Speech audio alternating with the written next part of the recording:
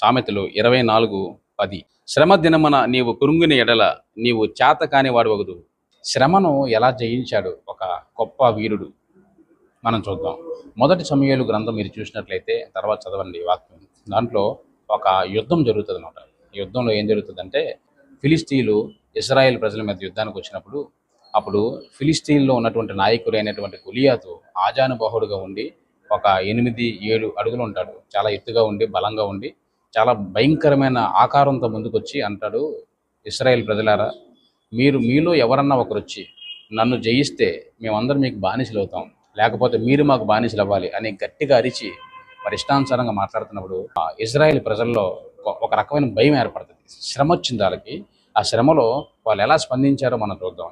వాళ్ళ యొక్క రాజు సౌలు మహారాజు గొప్ప వీరుడు, గొప్ప శూరుడు. అతను కూడా ఆజానుబాహుడే. చాలా మందిని యుద్ధాల్లో చంపినట్లుగా మనం చరిత్ర చెప్తుంది.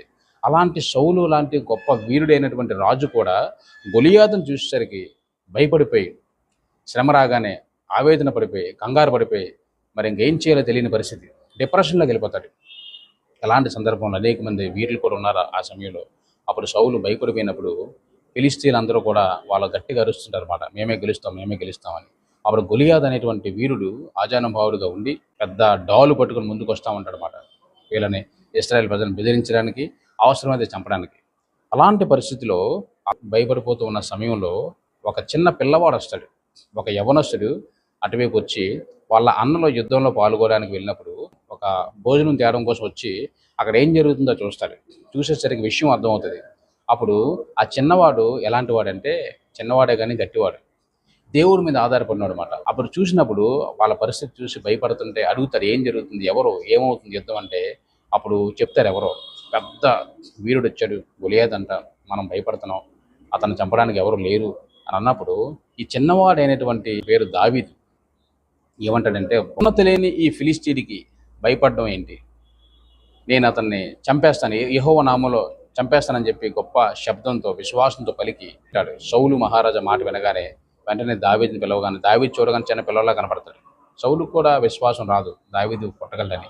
కానీ దావీదులో ఉన్నటువంటి పౌరుషం, దావీదులో ఉన్నటువంటి ఆ యొక్క ధైర్యాన్ని చూసి సౌలుకు కూడా ధైర్యం వస్తుంది.